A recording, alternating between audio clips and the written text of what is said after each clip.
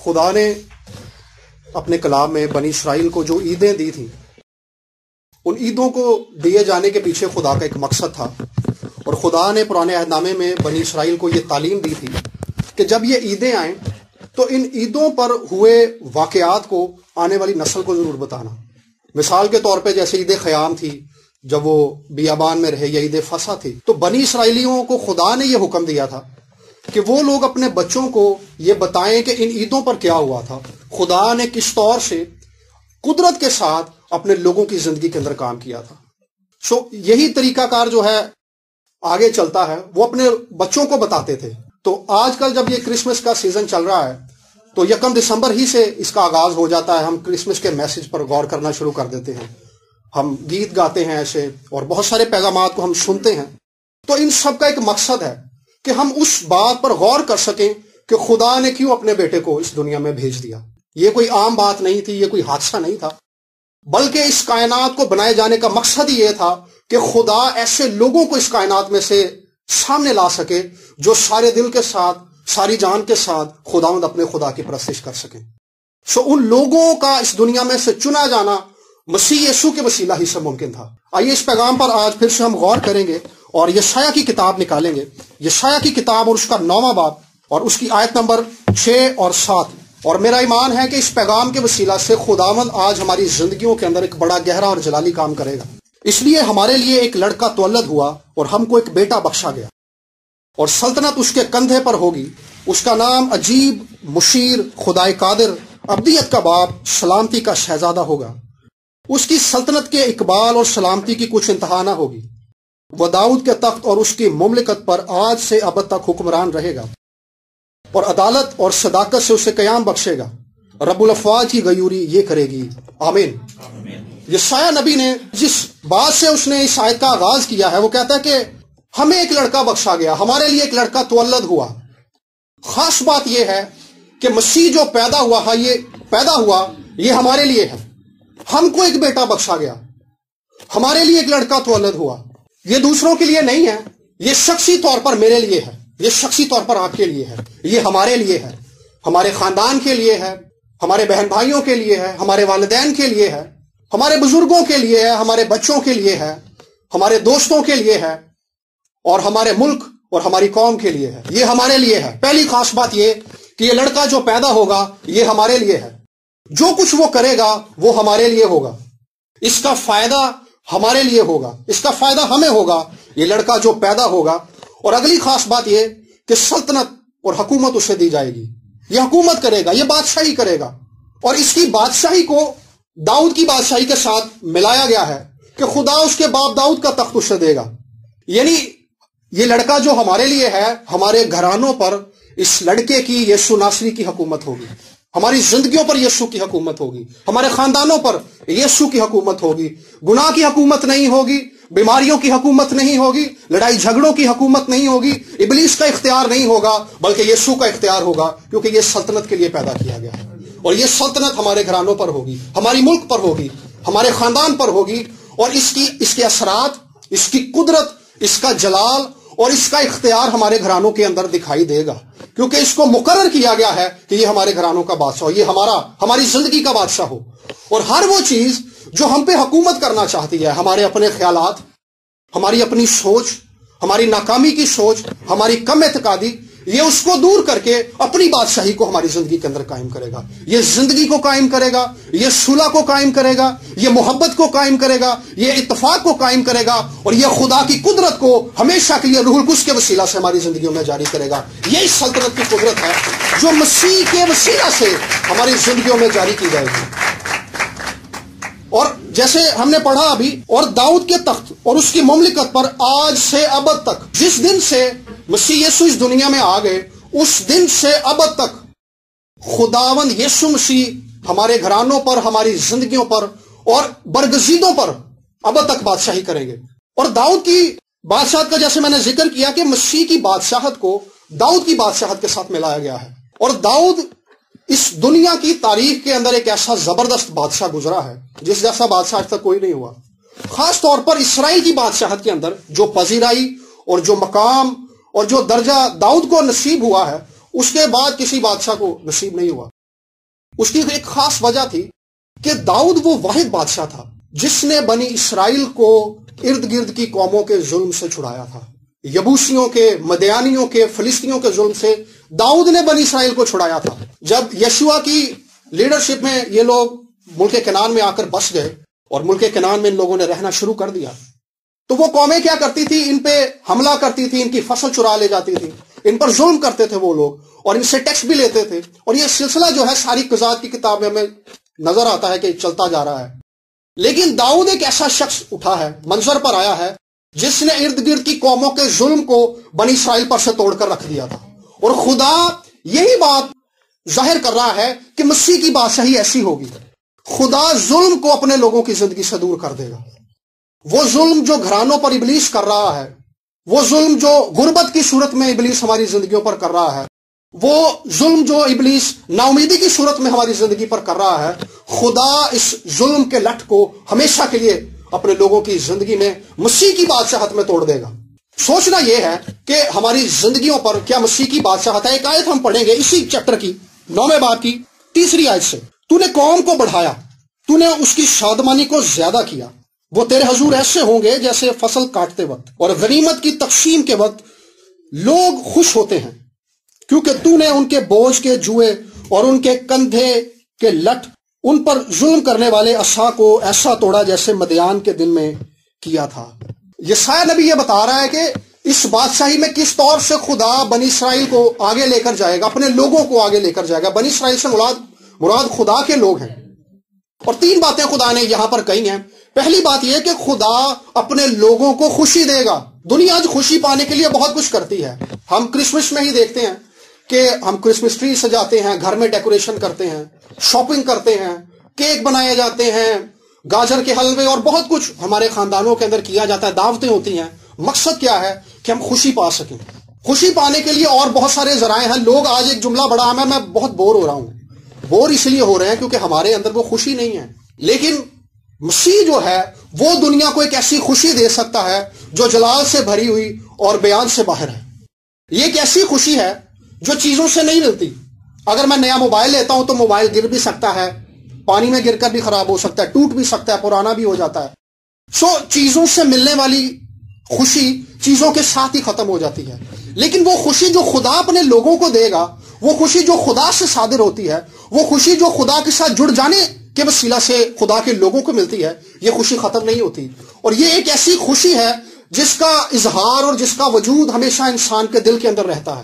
اس کے پاس پیسے ہو یا نہ ہو، اس کے پاس کھانے کو ہو یا نہ ہو، اس کے پاس کچھ بھی نہ ہو، لیکن وہ ایک ایسی خوشی سے بھرا رہتا ہے جس کے اندر مایوسی نہیں ہوتی، جس کے اندر بے دلی نہیں ہوتی. وہ کبھی بے دل نہیں ہوتا. اگر بے دل ہو بھی جائے تو خدا پھر سے اس خوشی کی قدرت کے وسیلہ سے جو آسمانی خوشی ہے ایک بار پھر سے اپنے لوگوں کو شاد کر دیتا ہے. کئی لوگ سوچتے ہیں شاید ہمارے پاس پیسے نہیں ہیں، ہمارے پاس اچھے کپڑے نہیں ہیں، ہمارے پاس ایسا کچھ بھی نہیں ہے جس کی وجہ سے ہم خوش ہو سکیں.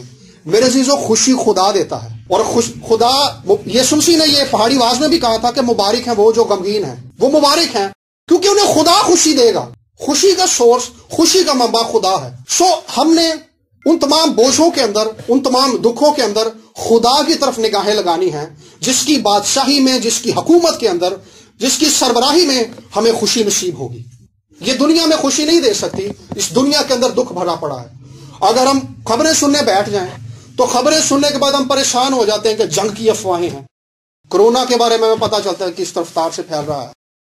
اور ایسی بہت ساری خبریں ہمیں پریشان کر دیتی ہیں.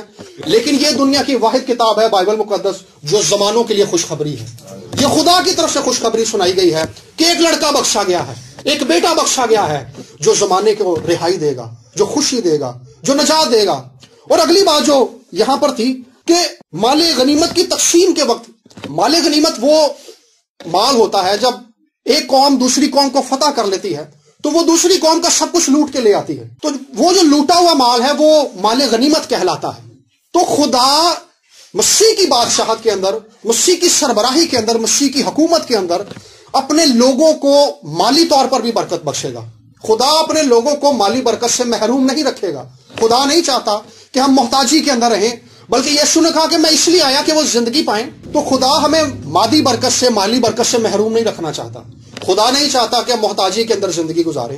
بلکہ خدا چاہتا ہے کہ ہمارے پاس ہماری ضرورت سے زیادہ ہو، کیونکہ محتاجی اور جو کمی ہے، اگر ہم بائبل مقدس کو پڑھیں استثنا کی کتاب میں، تو یہ گناہ کی صورت میں آتی ہے، لیکن جب ہمارا تعلق مسیح کے ساتھ جڑ جاتا ہے تو خدا اس لعنت سے، اس کمزوری سے، اس محتاجی سے ہمیں نکال کر ایک ایسی زندگی میں داخل کرتا ہے جس میں ہم خدا کی بخششوں کا تجربہ کرتے ہیں، خدا کی رحمتوں کا تجربہ کرتے ہیں، اور خدا ہمارے لیے وہ کرتا ہے جو ہم سوچ بھی نہیں سکتے۔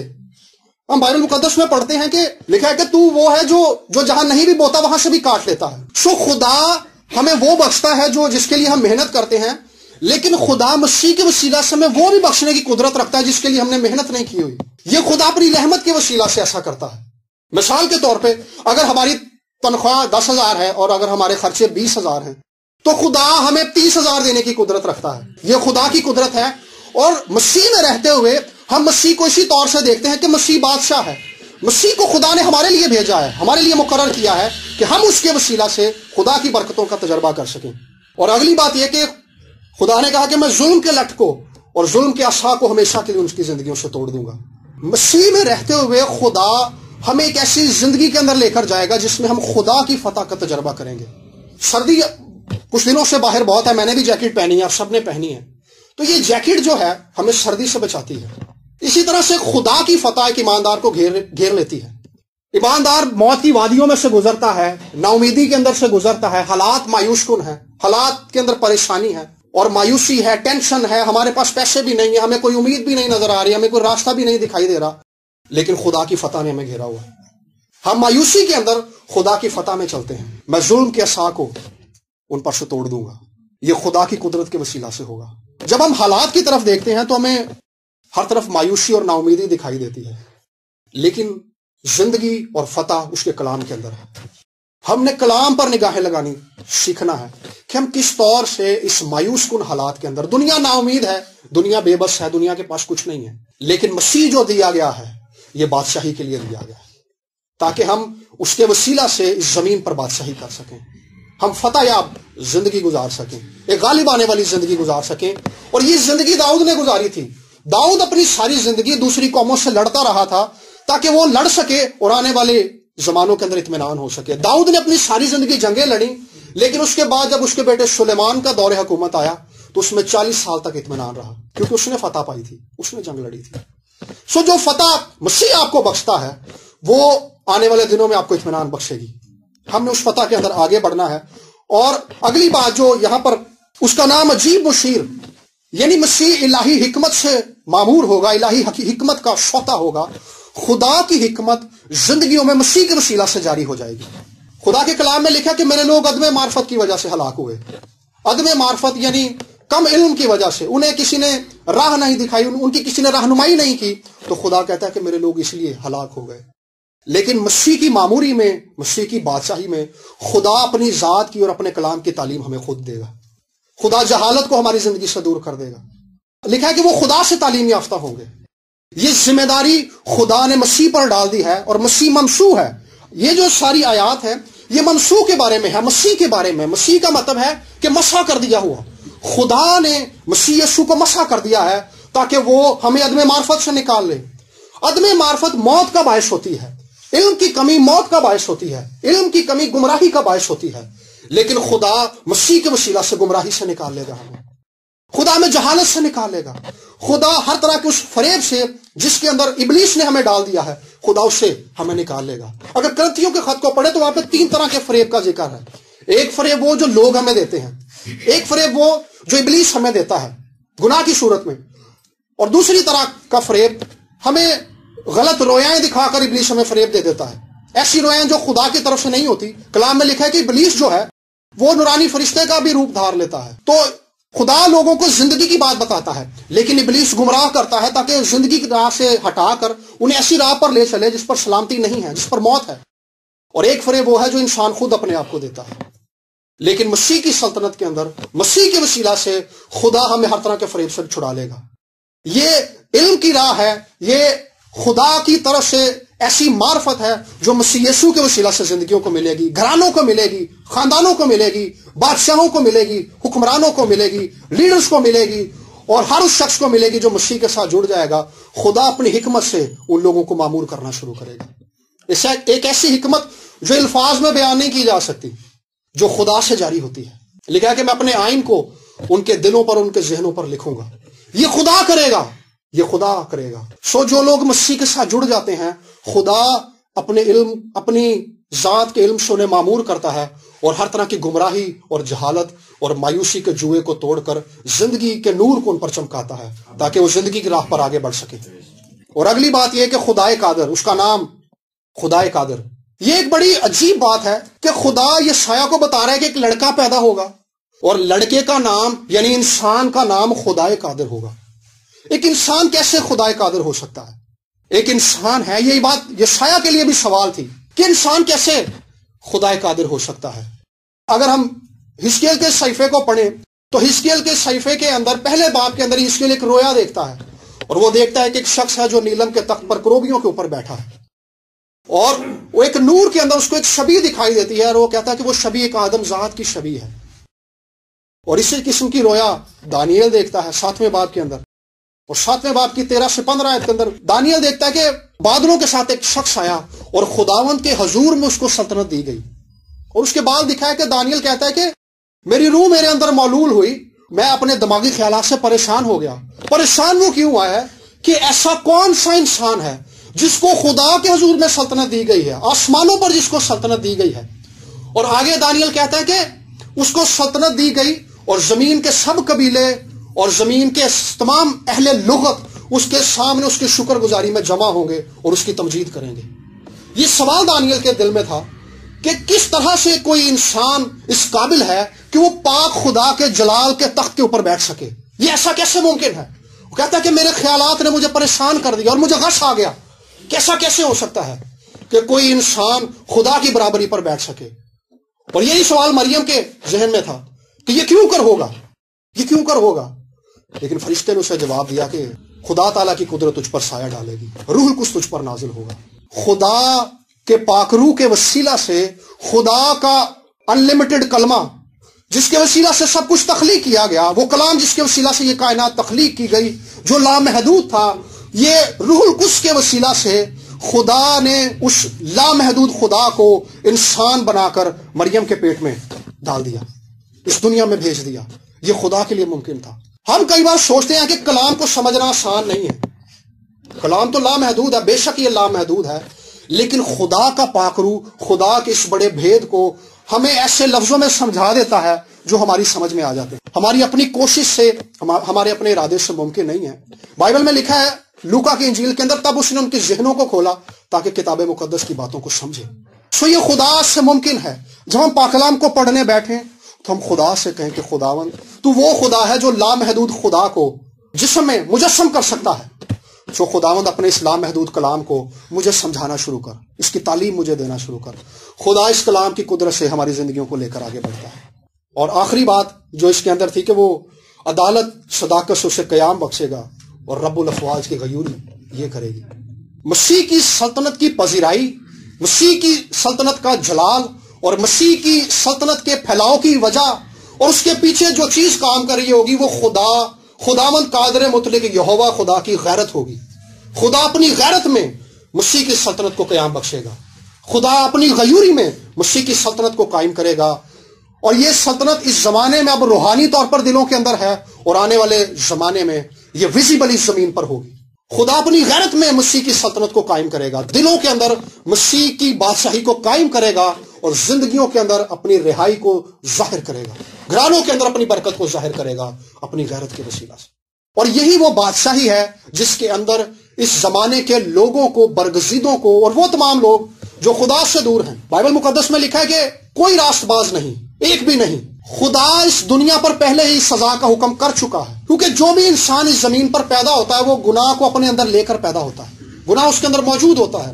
چھوٹے بچے کو ہمیشہ والدین اور بڑے یہ سکھاتے ہیں بیٹا آپ نے جھوٹ نہیں بولنا، آپ نے بدتمیزی نہیں کرنی، لیکن بچے اس کے باوجود یہ کرتے ہیں۔ اس کی وجہ یہ ہے کہ بچوں کے اندر یہ نیچر آلریڈی موجود ہے، ہم بچے کو سکھاتے نہیں ہیں، ہم بچے کو اچھی بات سکھاتے ہیں، لیکن کیونکہ یہ نیچر اس کے اندر موجود ہے، اس نیچر کی وجہ سے وہ گناہ جو آدم کے وسیلہ سے ہماری زندگیوں کے اندر جاری ہے، اس کی وجہ سے ہم پر سزا کا حکم ہو چکا ہے۔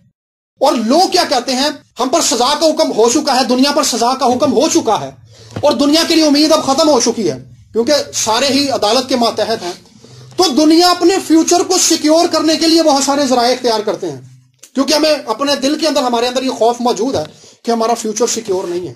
وہ نوشتہ دیوار جو دیوار پر لکھا گیا دانیل کے زمانے میں، ایک ہاتھ ظاہر ہوا اور اس نے دیوار پر لکھ دیا۔ اس بادشاہ نے بلایا، بیلشازر نے، اپنے عالم فاضل لوگوں کو، حکیموں کو جو اس کو پڑھ سکتے تھے، وہ جادوگر بھی تھے، اور ان سے اس زمانے میں قابل کوئی شخص اس بادشاہ کی نظر میں کوئی نہیں تھا، لیکن کوئی اس نوشتہ دیوار کو پڑھ نہیں سکا۔ اس نوشتے کے اندر اس بادشاہ کے مستقبل کے بارے میں بتا دیا گیا تھا خدا کی طرف سے کہ تو ترازو میں تولا گیا اور کم نکلا، تیری بادشاہ دوسرے کو دے دی گئی ہے۔ اس کا فیوچر بتایا گیا تھا۔ آج بھی لوگ فیوچر کو جاننے کے لیے اسی قسم کے لوگوں کے پاس جاتے ہیں، ہاتھ دکھاتے ہیں، ماتھے کی لکیریں پڑھواتے ہیں، ستاروں کے بارے میں پڑھتے ہیں، سٹارز کے بارے میں پڑھتے ہیں لوگ، کہ کسی طور سے انہیں پتا چلے آج کا دن کیسا ہوگا، آنے والا دن کیسا ہوگا۔ لوگ اپنے فیوچر کے بارے میں پریشان ہیں کہ ہمارا فیوچر کیسا ہوگا، کیا ہمارا فیوچر سیکیور ہے، کیا ہمارا فیوچر اچھا ہوگا۔ وہ بہت سارے ذرائع اختیار کرتے ہیں، بہت ساری پلاننگ کرتے ہیں، اور ایسا بہت کچھ کرتے ہیں جس سے ان کا فیوچر سیکیور ہو جائے، کیونکہ میں نے پہلے بتایا کہ اس دنیا پر آلریڈی سزا کا حکم ہو چکا ہے۔ خدا نے اپنا فیصلہ سنا دیا کہ تو ترازو میں تولا گیا اور کم نکلا، فیصلہ ہو گیا ہے کہ تو کم نکلا ہے، تو میرے معیار پر نہیں اترا، اس لیے اب کسی کا فیوچر جو ہے سیکیور نہیں ہے۔ لیکن مسیح کی بادشاہت کے اندر خدا ہمیں ایک ایسا فیوچر دے سکتا ہے جس کے اندر زندگی ہے۔ رب الافواج کی غیوری یہ کرے گی۔ خدا نے یہ بیٹا اس لیے بخشا تھا تاکہ ہمارا فیوچر جو ہے، ہمارا مستقبل جو ہے مسیح میں سیکیور ہو جائے، ہمیں ایک ایسا مستقبل دکھائی دے جس کے اندر ہمیشہ کی زندگی ہو، اور خدا کی قربت اور خدا کے جلال میں ہم سانس لے سکیں، خدا کو روبرو دیکھ سکیں، اور خدا کے جلال میں اس کی پرستش کر سکیں۔ یہ ایک ایسا فیوچر ہے جو خدا نے مسیح کے وسیلہ سے ہمیں بخشا ہے، اور اس کا آغاز خدا اسی زمین سے کر دیتا ہے۔ لیکن ضرورت اس بات کی ہے کہ ہم نے اپنی زندگیوں کو خدا کے ہاتھ کے اندر دینا ہے، خدا کے پلان میں جوڑنا ہے۔ ہم ساکٹ کے اندر سوئچ لگاتے ہیں، کپڑے استری کرنے لگے ہم سوئچ لگاتے ہیں ساکٹ کے اندر، جیسے سوئچ لگ جاتا ہے کرنٹ آ جاتا ہے، ہم استری گرم ہوتی ہے اور کپڑے استری کر لیتے ہیں۔ خدا کے پلان میں کنیکٹ ہونا بالکل اسی طرح سے ہے۔ ہم اپنے منصوبوں کو ایک طرف رکھ کر خدا کے منصوبوں کے ساتھ جڑ جاتے ہیں۔ ہمیں بے شک مستقبل میں کچھ دکھائی نہیں دیتا، لیکن اس کے پیچھے خدا کی ذات پر ہمارا توکل ہوتا ہے کہ خدا بھلائی کا خدا ہے۔ خدا اپنی غیوری میں جس نے مسیح کی بادشاہت کو قائم کیا، وہ اس بادشاہت کی قدرت، اس کی وسعت، اس کے جلال، اس کے قیام کو، اور اس کے اندر موجود بھلائی کو میری زندگی کے اندر قائم کرے گا، اور اس کے وسیلہ سے خدا میرے فیوچر کو برائٹ کر دے گا۔ یہ وہ بات ہے جس کے وسیلہ سے کوئی کسی بھی ایماندار کو ایک محفوظ مستقبل مل سکتا ہے۔ ہمارے اپنے خیالات جو ہیں، کیونکہ ہم کل کو نہیں جانتے کہ کل کیا ہونے والا ہے، ہم صرف جو کچھ ہمیں درپیش ہے اس کے مطابق انالیسس کرتے ہیں کہ کیا ہو سکتا ہے۔ وہ غلط بھی ہو سکتا ہے، زیادہ تر غلط ہوتا ہے، لیکن کیونکہ خدا ہمارے آنے والے دنوں کو جانتا ہے، اور خدا ہمارے مستقبل کو کریٹ کر بھی سکتا ہے۔ خدا کریٹر ہے، خدا خالق ہے۔ جو کچھ ہم سوچتے ہیں کہ ہماری زندگی کے اندر ہو، اگر ہم خدا کو دے دیں تو خدا اس سے بڑھ کر ہمارے لیے کام کر سکتا ہے۔ خدا نے یہ بیٹا ہمیں اس لیے بخش دیا تاکہ اس کی معموری میں، اس کی سلطنت میں، اس کی بادشاہت کے اندر ہم خدا کی چیزوں کا تجربہ کر سکیں، خدا کی ذات کا، خدا کی برکت کا، اور مسیح کی قدرت اور اس کے جلال کا اپنے گھرانے اور اپنی زندگی کے اندر تجربہ کر سکیں۔ خدا نے اس کلام کے وسیلہ سے آپ سب کو بڑی برکت دے۔ ہم آنکھوں کو بند کریں گے کچھ دیر کے لیے، اور چند سیکنڈز کے لیے ہم سب دعا کریں گے۔ ہم سب دعا کریں گے۔ آئیے اس بادشاہ سے کہنا شروع کریں جو ہمارے لیے مقرر ہوا، جو ہماری زندگیوں کا بادشاہ ہے، جس کو خدا نے ہمارے لیے بادشاہ مقرر کیا۔ اس سے کہیں کہ وہ ہماری زندگیوں کو لے لے، اس سے کہیں کہ وہ ہماری زندگیوں کو کنٹرول کرے، اس سے کہیں کہ وہ ہماری زندگیوں کو اپنی قدرت، اپنے جلال اور اپنے زور کے وسیلہ سے لے کر آگے بڑھے۔ آئیے سب بات کرنا شروع کریں اپنے گھرانوں کے لیے، اپنی زندگی کے لیے، وہ زندگی جو مسیح کے ساتھ آپ کی ہے، اپنے فیوچر کے لیے خداوند کے حضور میں دعا کرنا شروع کریں۔ اپنی زندگیوں کو آج خداوند کے ہاتھ میں دینا شروع کریں، کیونکہ ہم اپنی زندگیوں کو اپنے ارادے اور اپنی کوشش سے اپنے مستقبل کو اچھا نہیں بنا سکتے، لیکن جب ہم اسے خدا کے ہاتھ میں دے دیں گے تو خدا ہمارے لیے وہ کر دکھائے گا جو آدمیوں سے ممکن نہیں ہے، جو جلال سے بھرا ہوا ہے، جو قدرت سے بھرا ہوا ہے۔ ہاللیلویا، ہاللیلویا۔ آئیے سب دعا کرنا شروع کریں۔ ہاللیلویا، ہاللیلویا، پریز دی لارڈ، پریز دی لارڈ۔ اپنے والدین کے لیے دعا کرنا شروع کریں، اپنے بہن بھائیوں کے لیے دعا کرنا شروع کریں، اپنے بزرگوں کے لیے دعا کرنا شروع کریں۔ ہاللیلویا۔ اگر آپ شادی شدہ ہیں تو اپنے شادی شدہ جوڑے کے لیے دعا کرنا شروع کریں۔ ہاللیلویا۔ کلام میں لکھا ہے کہ میں جوانوں پر اپنے روح کو اونڈیلوں گا، میں بزرگوں پر اپنے روح کو اونڈیلوں گا۔ ہاللیلویا ہاللیلویا۔ خدا سیکیور کرتا ہے، خدا بچا لیتا ہے، خدا چھڑا لیتا ہے، خدا بحال کرتا ہے، خدا روح سے معمور کرتا ہے۔ خداوند تیری منت کرتے ہیں اپنے لوگوں پر اپنے جلال کو، اپنے زور اور اپنی قدرت کو انڈیل دے۔ خداوند تیری منت کرتے ہیں، اور خدا میرے یہ عزیز جو دعائیں تیرے حضور میں رکھ رہے ہیں، خدا ان دعاؤں کے وسیلہ سے ان کی زندگی کے اندر تیری برکت جاری ہو جائے، تیرا جلال جاری ہو جائے۔ خدا یسوع مسیح کے نام سے بندھن جوئے ٹوٹ جائیں، بیماریاں چلی جائیں خدا، ہر طرح کا ابلیس کا ظلم ان کی زندگیوں سے ٹوٹ جائے خدا، اور کمزوریاں ہر طرح کی زندگیوں سے چلی جائیں، روحانی اور ایموشنل کمزوریاں چلی جائیں یسوع کے نام سے خدا۔ تیری محنت کرتے ہیں خدا، ہر طرح کے بندھن جوئے ٹوٹ جائیں خدا، پٹھوں کے امراض چلے جائیں، کمر کی دردیں چلی جائیں یسوع کے نام سے، موسم کا برا اثر چلا جائے یسوع کے نام سے خدا، گھٹنوں کے درد چلے جائیں یسوع کے نام سے، الرجی چلی جائیں یسوع کے نام سے خدا، تیری محنت کرتے ہیں یسوع کے نام سے چلی جائیں، آنکھوں کی کمزوریاں یسوع نام سے چلی جائیں خدا، یسوع کے نام سے چلی جائیں خدا۔ ہاللیلویا۔ یسوع کے نام سے خدا، جو ناک کی ٹیڑھی ہڈیاں ہیں یسوع کے نام سے سیدھی ہو جائیں، یسوع کے نام سے، یسوع کے نام سے خدا تیری ستائش کرتے ہیں۔ چیسٹ انفیکشن چلا جائے یسوع مسیح کے نام سے، تیری ستائش کرتے ہیں۔ اور خدا تیرا کلام کی قدرت ہمیشہ تیرے لوگوں کو سنبھالے رہے، اور تیرا کلام ہمیشہ تیرے لوگوں کو مضبوط کرتا رہے۔ یسوع مسیح کے نام سے مانگتے ہیں، آمین۔ آمین۔